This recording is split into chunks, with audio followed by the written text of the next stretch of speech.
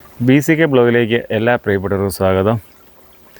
ഈ പ്രാവശ്യം വെറൈറ്റി രീതിയിലാണ് ഇഞ്ചി നട്ടിരിക്കുന്നത്. കഴിഞ്ഞ പ്രാവശ്യം എല്ലാം ഗ്രോ ബാഗിൽ ചാക്കിലായിരുന്നു. അതിനേക്കാളും നല്ല രീതിയിൽ വിളവ് ലഭിക്കുന്നത് ഈ രീതിയിൽ നട്ടാലാണ്. ഇത് പച്ചക്കറി കടയിൽ നിന്ന് കൊണ്ടുവന്ന ആപ്പിൾ വരുന്ന പെട്ടിയാണേ. ഇതിൻ്റെ പ്രത്യേകത എന്ന് വെച്ചാൽ ഈ മൊത്തത്തിൽ ഇതിന് ഹോളുണ്ട്.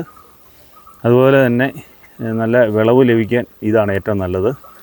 ഞാൻ ഇതിൻ്റെ അകത്ത് നിറയ്ക്കാൻ നേരത്ത് ചാണകപ്പൊടി, വേപ്പിൻ എല്ലുപൊടി, ചകിരിച്ചോറ് മണ്ണുമായിട്ട് മിക്സ് ചെയ്തിട്ടാണ് ഇതിൻ്റെ അകത്ത് നിറച്ചിരിക്കുന്നത്. അതുപോലെ തന്നെ ഈ സൈഡിൽ കൂടി കാർഡ്ബോർഡ് പീസ് വെച്ചിട്ടുണ്ട്. ഈ സൈഡിൽ കൂടെയൊക്കെ മണ്ണ് ഇങ്ങനെ താഴോട്ട് ചാടും. അന്നേരം അതിങ്ങനെ പോകാതിരിക്കാൻ വേണ്ടിയാണ് കാർഡ്ബോർഡ് വെച്ചേക്കുന്നത്. ഇത് യാതൊരു രീതിയിലും ഇഞ്ചി കൃഷിയുടെ വിളവിനെ ബാധിക്കത്തില്ല. ഇത് നട്ടിട്ട് ഇപ്പോൾ 2 മാസമേ ഉള്ളൂ. നല്ല രീതിയിലെ വളർച്ച ഈ ഇഞ്ചിക്ക് കിട്ടിയിട്ടുണ്ട്.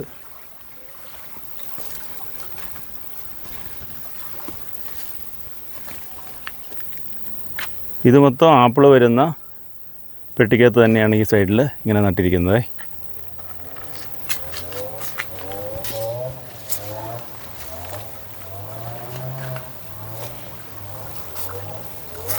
അതുപോലെ തന്നെ ഇത് പച്ചക്കറി കടയിൽ തക്കാളിക്ക വരുന്ന പെട്ടിയാണേ. ഇത് തടി വെച്ചാണ് അവർ ഇങ്ങനെ ഈ ചതുരത്തിൽ ഇത് പിടിപ്പിച്ചെടുത്തിരിക്കുന്നത്. ഇതും ഇഞ്ചി നടാൻ ഏറ്റവും അനുയോജ്യമാണ്. ഇത് തടിയായതുകൊണ്ട് കുറച്ച് കഴിഞ്ഞ് 1 വർഷം കഴിയുമ്പോഴത്തേന് ചിലപ്പോൾ ഈ സൈഡിൽ നിന്നൊക്കെ വിട്ടുപോയാലും നമുക്ക് താഴെ ഇഞ്ചി പറിച്ച് മാറ്റുമ്പോൾ നല്ല രീതിയിൽ വിളവ് ഈ രീതിയിൽ നട്ടാലും നമുക്ക് ലഭിക്കും.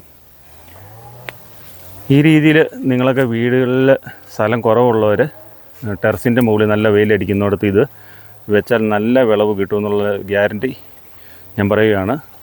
അതുകൊണ്ട് എല്ലാവരും ഇത് നട്ടു നോക്കണം. വീഡിയോ ഇഷ്ടമായ ലൈക്ക് ചെയ്യുക.